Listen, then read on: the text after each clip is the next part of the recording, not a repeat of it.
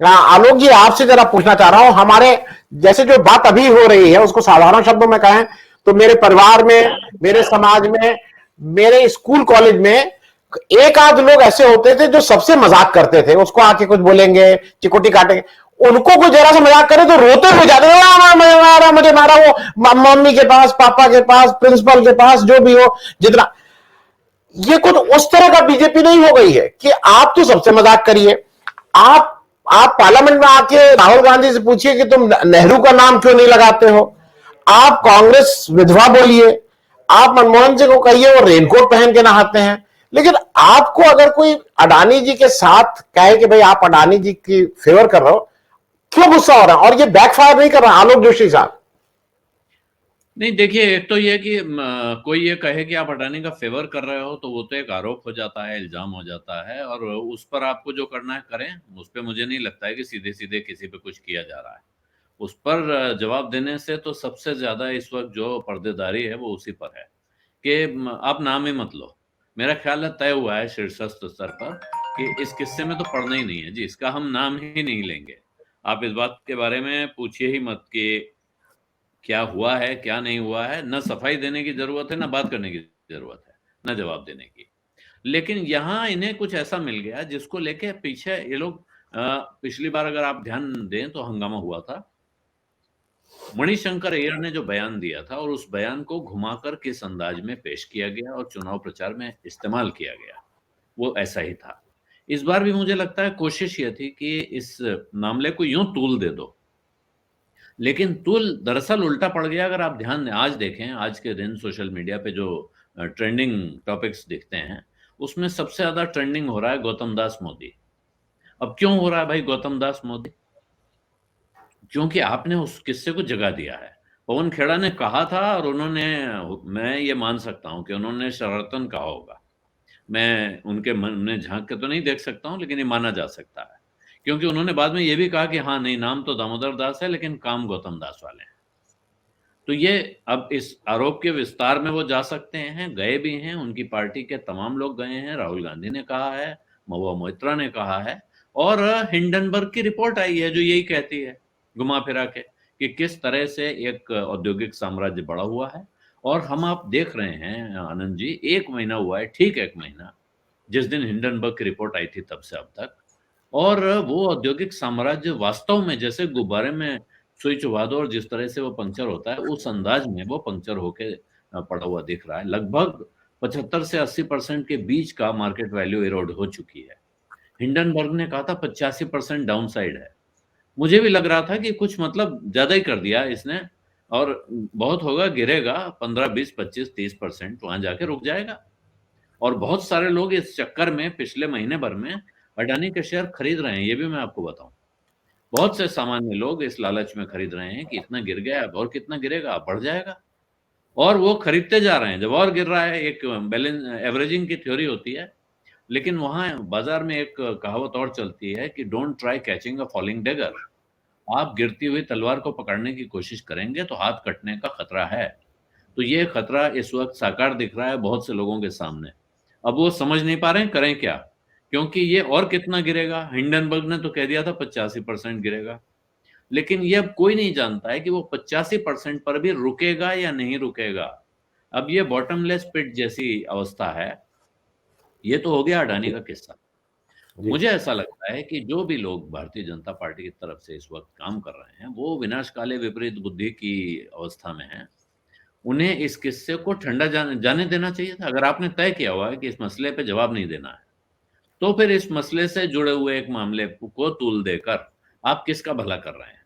ये किस्सा आगे जाएगा। अभी मान लीजिए पवन खेड़ा, आज तो ऐसा लग रहा है उनके वकीलों की भाषा से जो सुप्रीम कोर्ट में इस्तेमाल की है, कि वो कह रहे हैं साहब गलती से निकल गया था, स्लिप ऑफ टंग था, जुबान फिसल गई, हमने माफी मांग ली, किसी को अगर उससे ठेस पहुंची हो तो फिर माफी मांग लेंगे। तो वाकई ये डिफेंस देने जा रहे हैं। लेकिन अगर इस किस्से को गौतम पवन खेड़ा ये डिफेंस देने के बजाय अगर वो इस पे आ जाएं कि हाँ मैं वास्तव में साबित करना चाहता हूं कि नहीं ये गौतम के दास हैं, तो वो सारे आरोप जो संसद में लगे, जिनको विधान संसद के लोकसभा अध्यक्ष ने कार्यवाही से निकाल दिया, वो सारे आरोप सुप्रीम कोर्ट की कार्यवाही में या किसी और अदालत की कार्यवाही में बाकायदा दर्ज होंगे। फिर पूछा जाएगा कि भाई इसके कागज दिखाइए, दस्तावेज दिखाइए, सबूत दिखाइए। तो आप इस मसले को दोबारा हवा देने की पूरी कोशिश अपनी तरफ, आपने इंतजाम कर दिया है, आपने अब पेट्रोल रख दिया है, कोई दियासलाई छिड़के उतने दियासलाई दिखाए उसकी जरूरत रह गई है। तो मुझे ऐसा लगता है कि रणनीति के लिहाज से इनको लगा कि तमाम किस्सों में किया है, और ये तमाम सरकारें कर रही हैं। कांग्रेस की सरकारों के राज में भी लोगों ने किया है कि साहब राहुल गांधी पे कोई टिप्पणी हो गई तो आप इधर एफआईआर करा दीजिए, पुलिस जाएगी, फिर कोई पुलिस पकड़ने नहीं देगी। ये भी होता है, 2 राज्यों की पुलिस आपस में भिड़ गई, यहाँ से पुलिस उनको पकड़ने निकली, वहां की पुलिस ने कहा कि हम तुमको पकड़ लेंगे। तो अभी पुलिस पकड़ी जा रही है, हम लोग मजाक में कहते थे, आजकल पुलिस पकड़ी जा रही है, वास्तविकता हो गई है। लेकिन पुलिस पकड़ी जाए न पकड़ी जाए, और पवन खेड़ा को असम की पुलिस आई, दिल्ली में हवाई जहाज में बैठे हुए पवन खेड़ा को उतारा गया, उनको क्रू ने कहा कि आपका सामान नीचे चेक करना है। उन्होंने कहा कि मेरे पास तो कोई सामान है नहीं, मैं तो खाली हैंडबैग लेके आया हूँ, वो ये रखा है ऊपर, चेक कर लो। नहीं, वो नीचे आपको आना पड़ेगा, आपको डीसीपी साहब मिलना चाहते हैं, अब डीसीपी साहब को आपसे कुछ काम है, ये करके आपने उनको। तो आप प्रक्रिया देखिए, इसमें सिर्फ असम की पुलिस नहीं है कि असम की पुलिस ने पवन खेड़ा को गिरफ्तार कर लिया। असम की पुलिस ने सूचना भेजी, दिल्ली पुलिस से कहा कि इनको आप रोक के रखिए या इनको पकड़िए, हम इनको लेने आ रहे हैं। उन्होंने सिविल एविएशन, ये अब सिविल एविएशन भी आ गया, क्योंकि आपने विमान से एक आदमी को, बैठे हुए यात्री को उतारा है, ये सामान्य बात नहीं है किसी को डीप्लेन करना, वहां से आपने उसको उतारा। फिर वहां सीआईएसएफ की सिक्योरिटी होती है एयरपोर्ट में, सीआईएसएफ भी इन्वॉल्व हुई। इतनी सारी एजेंसी एक साथ, आपको लगता है कि बड़े हमारे भारत में इतना सामान्य प्रक्रिया चलती है कि ये सारी एजेंसियां एक साथ एक लाइन में खड़ी हो गई और फटाफट कागज यहाँ से वहां जा रहा है और पवन खेड़ा को जहाज से उतार दिया गया। इसका अर्थ है कि कहीं बड़े ऊपर के स्तर पर इस पर काम हो रहा है, और राज्यों में भी उनके खिलाफ मुकदमे लिखे गए हैं, जो फाइनली सुप्रीम कोर्ट में निर्देश हुआ कि ठीक है, सारे मुकदमे एक जगह लाइए और इनको तुरंत जमानत दीजिए। अभी जमानत इस समय तक मैंने देखा नहीं है अभी अपडेट की दी गई है, मिल गई है कि नहीं, क्योंकि सुप्रीम कोर्ट ने तो जमानत देने का निर्देश दिया है। आपको ध्यान होना चाहिए, आप लखनऊ में बैठे हैं, सिद्दीक कप्पन को जमानत का निर्देश सुप्रीम कोर्ट से मिलने के बाद वास्तविक जमानत मिलने में कितना समय लगा उस दोनों के बीच में।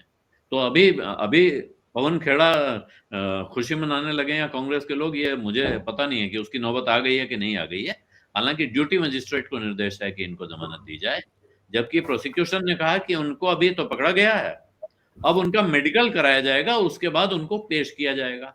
अब वो मेडिकल में भी टाइम लग सकता है इतना कि सूरज डूब जाए और पेशी की नौबत आज ना आए, तो एक रात का तो इंतजाम कर सकती है पुलिस। तो ये, लेकिन मुझे ऐसा लगता है कि अब ये सबको दिख रहा है, और जो लोग बहुत बहुत समर्थक और भक्त मुद्रा में थे पिछले कुछ दिनों से मैं देख रहा हूँ, अभी नेहा सिंह राठौर के खिलाफ उत्तर प्रदेश में जो मुकदमा हुआ, जो उनके खिलाफ रिपोर्ट लिखी गई, और जो ये किस्सा हुआ है, इसमें मैं देखता हूं कि तमाम लोग, और उससे पहले लखनऊ में पत्रकारों के साथ जो विधानसभा के मार्शलों ने व्यवहार किया, उस पर जो लोग आमतौर पर भारतीय जनता पार्टी सरकार और इनकी लाइन का समर्थन करते हुए दिखते थे, वो लोग भी अब समर्थन करते हुए, जो लोग अपने को निष्पक्ष बताते हैं, वो समर्थन करते हुए नहीं दिख रहे हैं। जो लोग बिल्कुल आंख बंद करके भक्त हैं तो वो तो कर रहे हैं, लेकिन जो थोड़ा भी दिमाग का इस्तेमाल करते या करते हुए दिखना चाहते हैं, वो कह रहे हैं नहीं भाई ये थोड़ा ज्यादा हो गया है, बाकी सब ठीक है, लेकिन इसमें मुकदमा होना और गिरफ्तारी होना ठीक नहीं है। आप मुकदमा करिए उन पे और उनको अदालत में पीटिए, लेकिन ये पुलिस जिस अंदाज में गिरफ्तारी कर रही है, जैसे चोरों को पकड़ा जाता है, वो ठीक नहीं है। तो ये उल्टा पड़ रहा है, इसमें कोई शक नहीं है, लेकिन अभी ये कितना उल्टा पड़ा है, इस उल्टा पड़ने के कितना असर होगा और ये कितनी दूर तक जा सकता है, मुझे लगता है ये असेसमेंट करने के लिए अभी थोड़ी जल्दी है। लेकिन सरकार और सरकार से जुड़े लोग तरह तरह के कारणों से इस वक्त व्याकुल और परेशान दिख रहे हैं, और ये एक तरह छटपटाहट का लक्षण है कि आप कुछ नहीं हुआ तो चलिए पवन खेड़ा को अंदर कर दीजिए। जी, मैं एक छोटा सा प्रश्न और ले लूं, क्योंकि आपसे फायदा यह है कि आप बाजार समझते हैं और पॉलिटिकल भी ठीक से समझते हैं, तो उसका समन्वय जो इस समय हो रहा है, अडानी जी और मोदी जी को, मतलब एक तरफ बाजार अडानी जी हैं और पॉलिटिक्स मोदी जी हैं, तो इससे आपसे अच्छा कोई, हम लोगों में इसको ठीक से बैलेंस करने का बात मैं कर रहा हूं। एक तो मैं ये बता दूं, मैं ऐसी जानकारी के लिए पूछ रहा हूं, ये जो मेडिकल होता है पूरा मेडिकल चेकअप होता है, क्योंकि साल में एक बार कराना पड़ता है। तो एक तो अच्छा हुआ कि कम से कम पवन खेड़ा जी का फ्री में मेडिकल चेकअप हो गया। नहीं, मुझे भी कराना है, वो 2,500-3,000 रुपया लग रहा है। तो या तो कोई इस तरह का काम जी, मैं तो कभी गया नहीं हूँ, मतलब मुझे मुझे जी पुलिस ले नहीं गई है, इसलिए मुझे अंदाजा नहीं है क्या क्या होता है। ये तो ठीक है। जस्टिस कोलिल बता पाएंगे कि क्या क्या होता है, और अच्छा, या एक किसी ने उस वक्त देखा हो तो वो बता सकता है। मैं आलोक जी बताऊं, जो आप उस समय की अगर फोटो देखते, जैसे एयरपोर्ट को ऐसे ही नहीं था, वो छावनी बन गया था भाई। वहां कोई 2-4-10 पुलिस वाले नहीं थे, वो सैकड़ों की तादाद में थे, और वो पूरा मतलब अपनी ड्रेस में, और वो लग रहा था कि कोई आतंकवाद। अच्छा, हम लोग तो पिक्चर में देखते थे कि जहां पे अगर एक बार आदमी उसमें बैठ गया तो वो तो स्मगलर भी भाग जाता था विदेश। पिक्चर में तो ये दिखाते हैं कि अगर एक बार जहाज के अंदर बैठ गया तो ना तो नहीं वो चला बैठ गया। सकता, आदेश से रोका जा सकता है। मुझे याद है क्या एक दिन मैं जहाज से उतरा और मैं पीछे एक अखबार हाथ में था, वो मैं छूट गया। उतरने के तुरंत मतलब एक कदम बाहर रखने के बाद मैं वापस मुड़ा तो वहां खड़े एक सज्जन ने मुझे तुरंत रोक दिया, कहा साहब आप वापस नहीं जा सकते। तो मैंने कहा भाई मेरा पेपर लेना है ना, आप डिप्लेन कर चुके हैं, यहाँ से वापस प्लेन के ऊपर नहीं चढ़ सकते हैं। मतलब वो समझ लीजिए कि वो बड़ी भारी कानूनी कार्रवाई है, एक जहाज से उतरना और उस पर वापस चढ़ना। तो ऐसे में ये गंभीर बात है। ये इसमें डीजीसीए, सिविल एविएशन मंत्रालय, तमाम एजेंसियां इन्वॉल्व हो रही हैं कि एक आदमी को जहाज से बैठे बैठे उतारने का जो काम हुआ है, ये Delhi police, Assam police, CISF, DGCA, civil aviation मंत्रालय, ये सब किसी सामान्य शिकायत पर सामान्य कार्रवाई का नतीजा नहीं हो सकता है। और जो आप कह जी रहे हैं पूरी छावनी बनी हुई थी, इसका अर्थ है कि वो इसका नजारा बनाना चाहते थे, जिसको अंग्रेजी में स्पेक्टिकल कहते हैं। वो जी स्पेक्टिकल भी क्रिएट होना था। जी जी। मैं नहीं, मेरा जो प्रश्न था वो ये है, जो इस समय लग रहा था ना कि कांग्रेस ने इतनी तत्परता से 1.5 घंटे के अंदर सुप्रीम कोर्ट में पिटीशन गई और वो हुआ और इसको रिक्लेम किया। मेरा एक सिंपल सा प्रश्न है, क्या कांग्रेस अब थोड़ी प्रोएक्टिव हो गई है, या बीजेपी की ये टैक्टिक्स प्रभावहीन होती जा रही है? मतलब जैसे एक एक ही को बहुत बार करो ना तो वो थोड़ा उसका इफेक्ट कम हो जाता है। आपको क्या लग रहा है पिछले 4-6 महीने से, और खास करके भारत जोड़ो यात्रा के बाद? मुझे ऐसा लगता है हाँ, कांग्रेस में देखिए थोड़ी तो जान लौटी है, इसमें कोई शक नहीं है कि कांग्रेस पार्टी के लोग काम करते दिख रहे हैं। और पवन खेड़ा कांग्रेस के इस समय एक बहुत की फंक्शनरी है। उन्होंने अपने जो डिबेट्स में पार्टिसिपेट करते थे वो, और बयान देते थे, सामने वाले को उलझाते थे, उस कला से उन्होंने काफी अपनी अपनी जगह बनाई है, नंबर बनाए हैं पार्टी के अंदर। तो शायद एक जिसको कहते हैं ना, एक इम्पोर्टेंट एसेट के तौर पे उनको ट्रीट कर रही थी पार्टी, इसलिए पार्टी ने बहुत तेजी से इस पे एक्ट करके दिखाया। और दूसरा हिस्से को मैं कहूंगा संयोग है कि सुप्रीम कोर्ट ने बात सुन ली, मान ली और कहा ठीक है सुन लेंगे। वरना वो कह सकते थे ठीक है कोई बात नहीं, कल सुबह आइएगा या जाइए अदालत में अपील कीजिए, इसके लिए सुप्रीम कोर्ट क्यों आना है, निचली अदालत दिल्ली के कोर्ट में जाइए, कहिए कि कल पकड़ लिया भाई साहब, छोड़ दीजिए। लेकिन सुप्रीम कोर्ट ने उसको सुना बाकायदा, और उसमें दोनों तरफ के बयान देखिए। Additional solicitor general Aishwarya Bhati उधर से अपीयर हुई सरकार की तरफ से, और कपिल सिब्बल थे इधर से। तो अभिषेक मनु ये सिंघवी, अभिषेक मनु हाँ, सिंघवी। अभिषेक मनु सिंघवी, माफ कीजिएगा, जी अभिषेक जी। मनु सिंघवी थे। मैं असल में वो दोनों मुकदमे एक साथ ट्रैक कर रहा था। महाराष्ट्र वाला, हाँ जी। तो मुझे सिब्बल साहब का नाम याद आ गया, अभिषेक मनु सिंघवी थे। तो ये जी मैं इसको मानता हूं कि अब इसको किसी तरह के कांग्रेस पर को इस पे नंबर बढ़ा के देना बहुत उतना संभव नहीं है। इसको इसमें अदालत ने संयोग से एक ऐसी भूमिका निभा दी है जो आप कह सकते हैं कि कांग्रेस के पक्ष में चली गई है। लेकिन अभी खेड़ा जी वहां से निकले और रायपुर पहुंच जाएं तब मानिएगा कि वो छूट गए। मूल सवाल मेरा ये था कि 12 लाख करोड़ जैसे अडानी जी का मार्केट कैप, उनके शेयर का मार्केट कैप कम हुआ है, लेकिन बाकी शेयर्स में भी बहुत डूबा है। मतलब जैसे जिगर साहब कह रहे हैं 21% उनका पोर्टफोलियो कम हो गया, म्यूचुअल फंड मेरा कम हो गया। ये भी तो एक मतलब नहीं, जो लगाया है ये तो।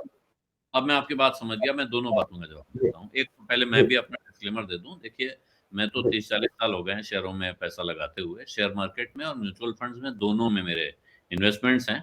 संयोग मान लीजिए या मेरी अकल मान लीजिए कि मैंने अडानी के समूह का एक भी शेयर अब तक नहीं खरीदा है कभी भी। तो मेरे पास उनमें से एक भी शेयर नहीं है।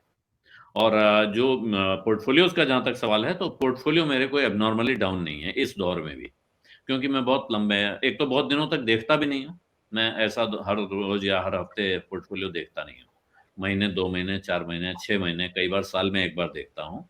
और जो आपने कहा निकालने का मामला, तो अगर आपने तय किया हुआ है कि महीने का खर्चा म्यूचुअल फंड के पोर्टफोलियो से ही बेच के निकालना है, तो एक SWP आती है, सिस्टमेटिक विड्रॉल प्लान, वो लगा दीजिए कि इतना रुपया महीने में निकलेगा, उसको लगाइए। उसको बाजार ऊपर जा रहा है, नीचे जा रहा है कि माया से दूर रहिए।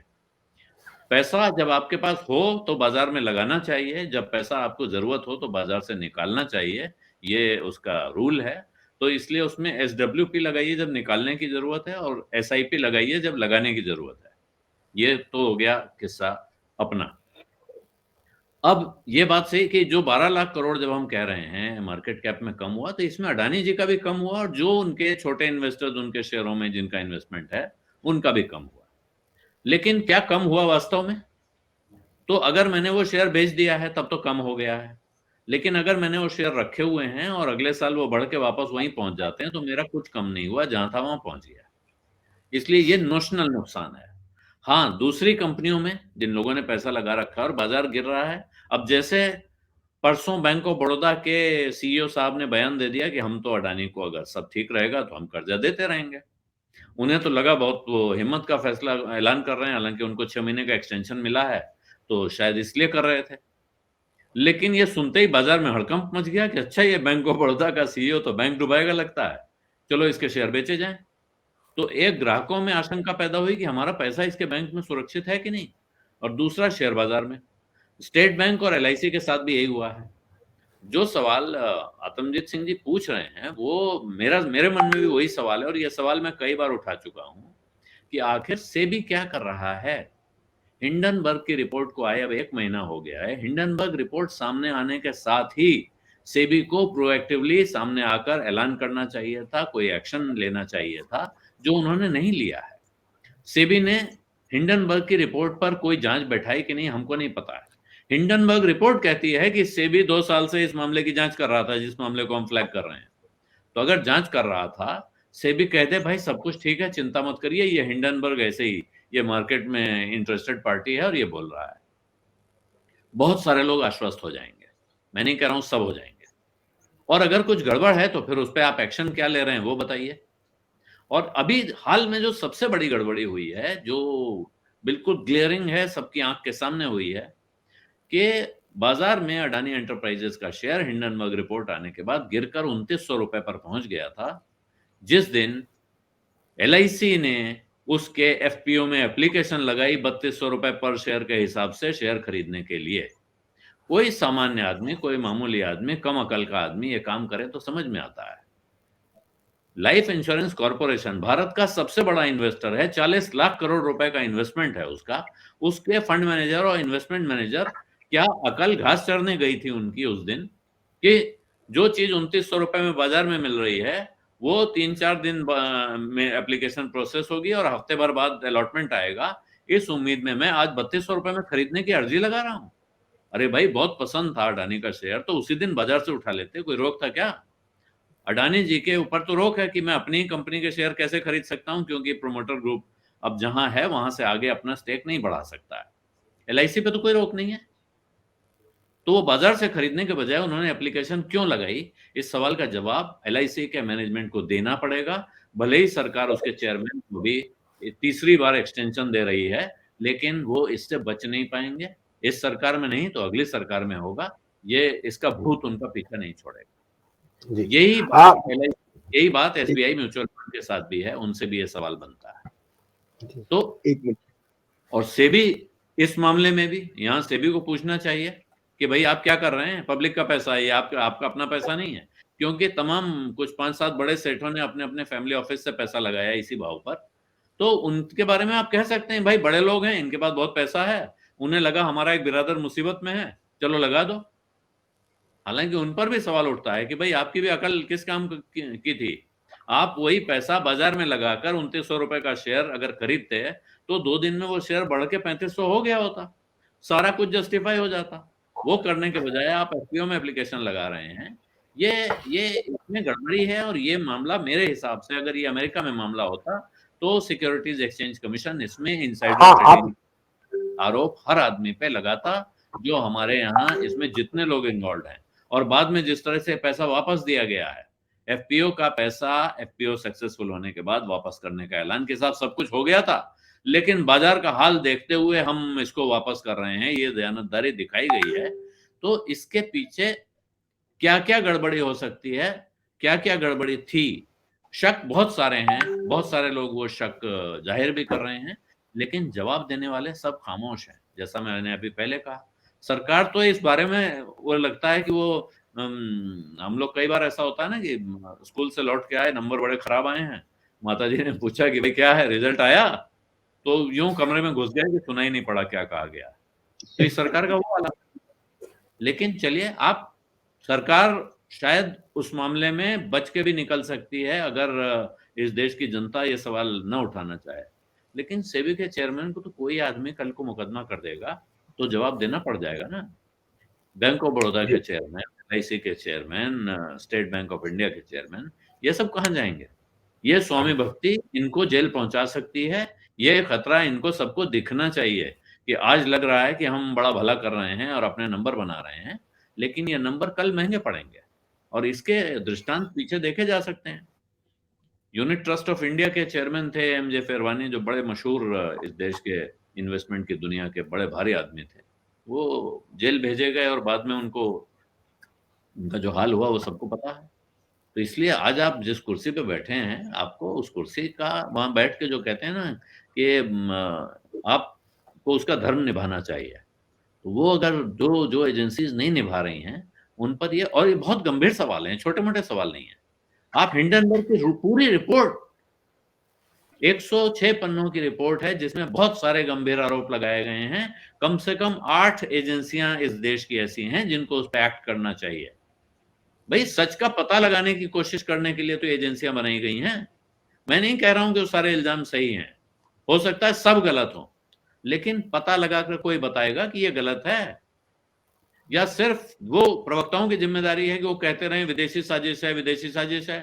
अडानी जी के सीएफओ भारत का झंडा बगल में लेके खड़े हो जाएं, कहीं हमारे देश पर हमले की कोशिश है?